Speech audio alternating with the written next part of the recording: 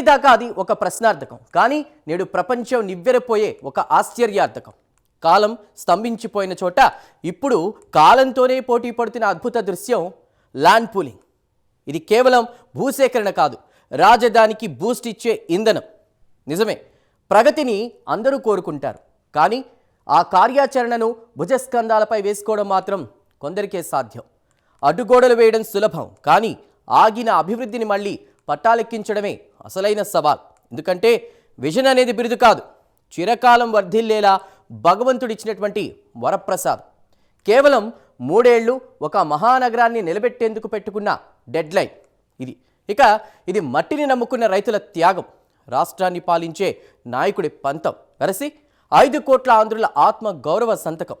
2వ విడత land pooling వెనుకున్నటువంటి అసలు వ్యూహం ఏంటి? తుళ్లూరు నుంచి కంచికచర్ల వరకు మారుతున్న రాజధాని మ్యాప్ ఏం చెబుతోంది? అసెంబ్లీ, హైకోర్టు, ఐకానిక్ టవర్స్ పనులు ఏ రేంజ్లో జరుగుతున్నాయి? ఆంధ్రప్రదేశ్ రాజధాని నిర్మాణ అడుగుల్లో మరో కీలక ఘట్టానికి పడ్డ ఆ అడుగుల విశేషాలేంటో ఇప్పుడు చూద్దాం.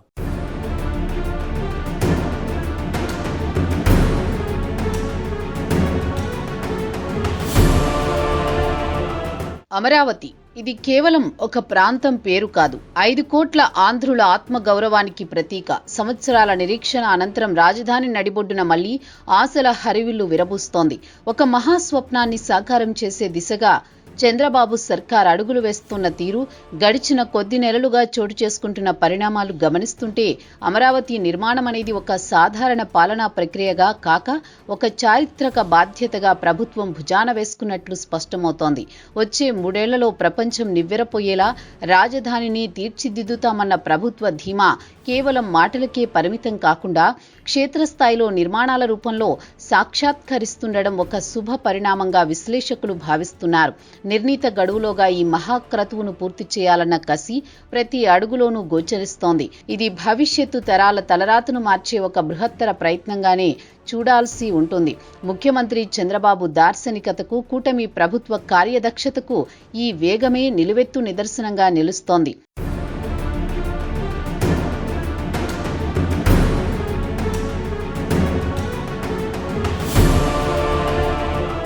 అభివృద్ధి చక్రాలు వేగంగా కదులుతున్నాయనడానికి తాజా భూసేకరణ ప్రక్రియే ప్రబల సాక్ష్యం.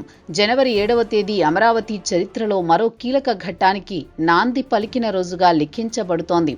తుళ్లూరు మండలం వడ్డమాను వేదికగా పురపాలక మంత్రి నారాయణ సారథ్యంలో ప్రారంభమైన 2వ విడత భూ సమీకరణ రాజధాని విస్తరణ కాంక్షను బలంగా వినిపిస్తోంది. ఇప్పటికే సమీకరించిన 1000 ఎకరాలకు అదనంగా మౌలిక వస్తుల కల్పన కోసం, భవిష్యత్తు అవసరాల కోసం మరింత భూమిని సేకరించాలని ప్రభుత్వం నిర్ణయించడం వెనుక ఒక సుదీర్ఘమైన ప్రణాళిక దాగి ఉన్నట్లు అర్థమవుతోంది. కేవలం పరిపాలనా భవనాలకే పరిమితం కాకుండా అమరావతిని ఒక ఆర్థిక శక్తిగా, వాణిజ్య కేంద్రంగా మలిచేందుకు అవసరమైన భూ బ్యాంకును సిద్ధం చేసుకోవాలన్న ప్రభుత్వ తపన ఇందులో ప్రస్ఫుటమవుతోంది. ఈ ప్రక్రియలో న్యాయపరమైన చిక్కులు రాకుండా పరిపాలనాపరమైన అనుమతులు సాధించి అత్యంత పకడ్బందీగా ముందుకు వెళుతున్న తీరు ప్రభుత్వ చిత్తశుద్ధిని చాటి చెబుతోంది.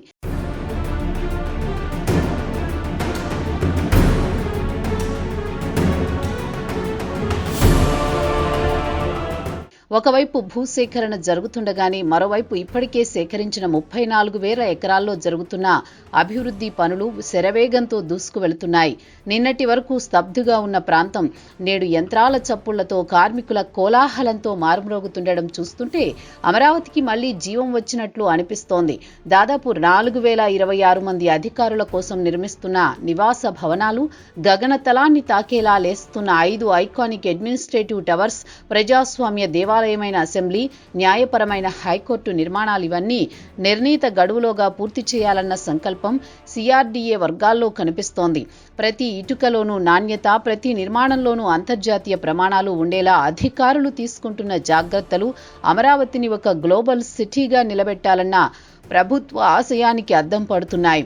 గతంలో ఆగిపోయిన పనులకు మోక్షం లభించడమే కాకుండా రెట్టింపు వేగంతో అవి పరుగులు పెడుతుండడం రాజధాని భవిష్యత్తుపై ప్రజల్లో, పెట్టుబడిదారుల్లో అపారమైన నమ్మకాన్ని రేకెత్తిస్తోంది.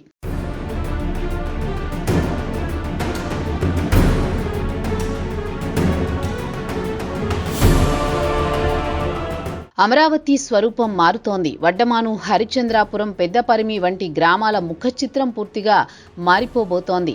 ఈ గ్రామాల పరిధిలో 9,097 ఎకరాల పట్టాభూమి, పల్నాడు జిల్లాలోని మరో 4 గ్రామాల్లోని 7,465 ఎకరాల భూమి, వెరసి 16,666 ఎకరాల భూమిని ల్యాండ్ పూలింగ్ ద్వారా సేకరించడం అనేది చిన్న విషయం కాదు. ఇది రైతుల భాగస్వామ్యంతో జరుగుతున్న ఒక అద్భుతమైన ప్రయోగం.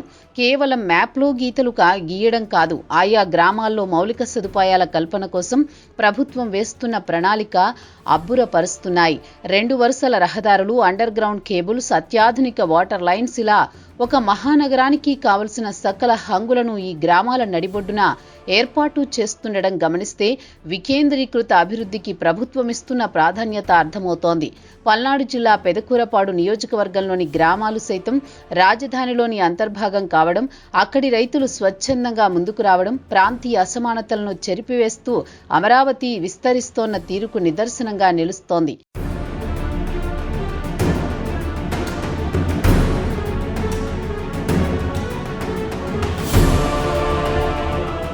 రాజధాని అంటే కేవలం ప్రభుత్వ కార్యాలయాలే కాదు, అంతకు మించిన జీవన ప్రమాణాలు ఉండాలన్నది ముఖ్యమంత్రి చంద్రబాబు ఆలోచనగా కనిపిస్తోంది. అందుకే 2వ విడతలో సేకరిస్తున్న భూమిలో sports city, railway track, inner ring road వంటి ప్రతిష్టాత్మక ప్రాజెక్టులకు శ్రీకారం చుట్టారు. రైతులకు ఫ్లాట్లు ఇచ్చిన తర్వాత మిగిలిన 2,500 ఎకరాలను ప్రత్యేకంగా ఈ అవసరాల కోసమే కేటాయించడం వెనుక ఉన్న దూరదృష్టిని ప్రశంసించక తప్పదు.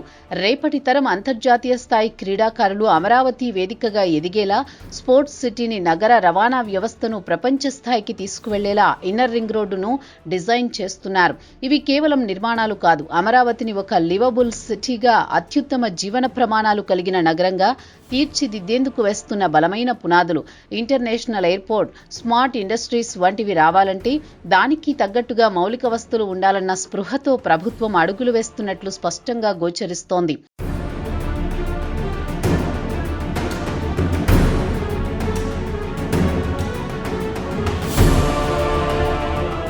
అమరావతి నిర్మాణంలో అత్యంత కీలకమైన అంశం రైతుల భాగస్వామ్యం. వారి త్యాగం వెలకట్టలేనిది. తమ భూములను రాజధాని కోసం ఇవ్వడానికి రైతులు స్వచ్ఛందంగా ముందుకు వస్తున్న తీరు ప్రభుత్వ పాలనపై వారికి ఉన్న నమ్మకాన్ని సూచిస్తోంది. వైకుంఠపురం, పెద్దమద్దూరు, యాండ్రాయి, కర్లపూడి గ్రామాల్లో నోటిఫికేషన్ వెలువడగానే రైతులు సానుకూలంగా స్పందించడం, 7,500 ఎకరాల రైతుల భూమిని సమీకరణకు ఇవ్వడం, ఇవన్నీ అమరావతిపై ప్రజలకు ఉన్న మమకారాన్ని చాటుతున్నాయి. ప్రభుత్వం కూడా వారి నమ్మకాన్ని వమ్ము చేయకుండా వారికిచ్చే ఫ్లాట్లు, మౌలిక వస్తువుల కల్పనలో ఎక్కడా రాజీ పడకుండా వ్యవహరిస్తోన్న తీరు హర్షణీయం. ఇది ప్రభుత్వం, రైతుల మధ్య ఉన్న ఒక బంధం మాత్రమే కాదు, అభివృద్ధి కోసం ప్రజలు, ప్రభుత్వం కలిసి నడిచే ఒక అరుదైన నమూనాగా దేశానికి ఆదర్శంగా నిలుస్తోందని విశ్లేషకులు అభిప్రాయపడుతున్నారు.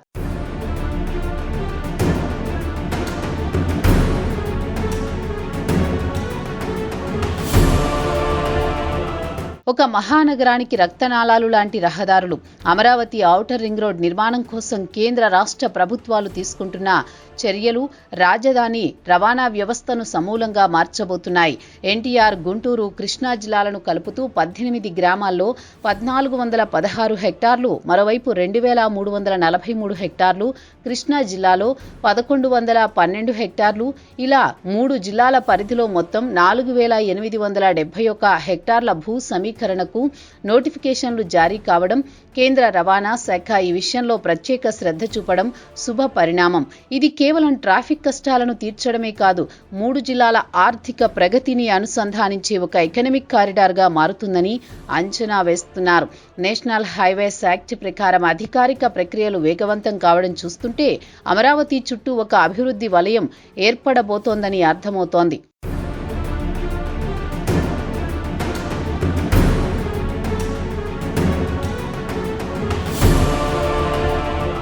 అమరావతి నిర్మాణంలో ఇప్పుడు కనిపిస్తున్న ఈ వేగం, ఈ జోరు రాష్ట్రంలో టీడీపీ, జనసేన, బీజేపీ కూటమి ప్రభుత్వం ఏర్పడిన తర్వాత వచ్చిన మార్పు అనడంలో సందేహం లేదు.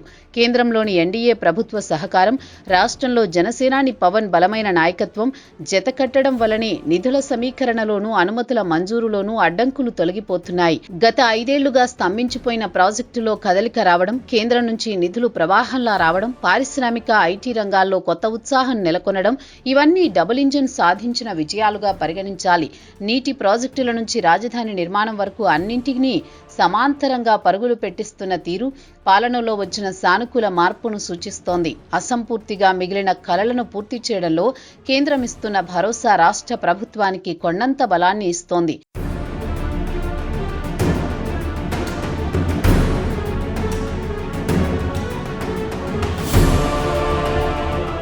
అమరావతి నిర్మాణం అనేది ఆంధ్రుల ఆత్మ గౌరవ ప్రతీక. దేశంలోని అత్యున్నత స్థాయి క్యాపిటల్ సిటీగా అమరావతిని తీర్చిదిద్దాలన్న సంకల్పం ఇప్పుడు క్షేత్రస్థాయిలో వాస్తవ రూపం దాలుస్తుండడం ప్రతి ఒక్కరిని ఆనందపరిచే విషయం.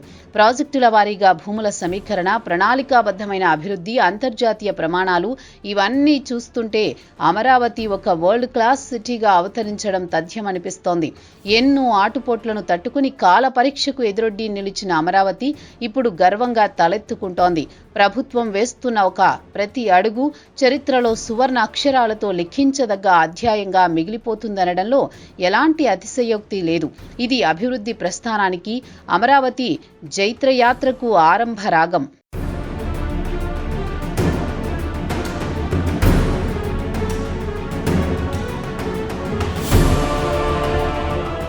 చూసారుగా, ఇది కేవలం భవనాల నిర్మాణం మాత్రమే కాదు, భవిష్యత్ తరాల కోసం లిఖిస్తున్న చరిత్ర. ముఖ్యంగా ఈరోజు ప్రారంభమైన 2వ విడత ల్యాండ్ పూలింగ్ అమరావతిపై ప్రజలకున్న నమ్మకానికి, రైతులు ప్రభుత్వంపై ఉంచినటువంటి విశ్వాసానికి ప్రబల నిదర్శనం. భూమిని ఇవ్వడం అంటే తమ జీవితాన్ని రాజధాని నిర్మాణానికి పునాదిగా వేయడమే. ఆ త్యాగమే ఈ మహానగరానికి అసలైన రక్షా కవచం. కాలం ఎప్పుడూ నిర్మాణాన్ని మాత్రమే గౌరవిస్తుంది, ఆగిపోవడాన్ని కాదు. రైతు చిత్తశుద్ధి, పాలకుడి కార్యశుద్ధి జతకట్టిన ఈ భూ సమీకరణ ప్రక్రియ రేపటి ఆంధ్రప్రదేశ్కు బంగారు బాటలు వేస్తుంది అనడంలో ఎలాంటి సందేహం లేదు. ఈరోజు పడుతున్న ప్రతి అడుగు రేపు చరిత్ర పుటల్లో నిలిచిపోవాలి. ఎందుకంటే అమరావతి గెలుపు అంతిమంగా 5 కోట్ల ఆంధ్రుల గెలుపు. ఆ గెలుపును కళ్ళారా చూసే రోజు త్వరలోనే రావాలని ఆశిద్దాం.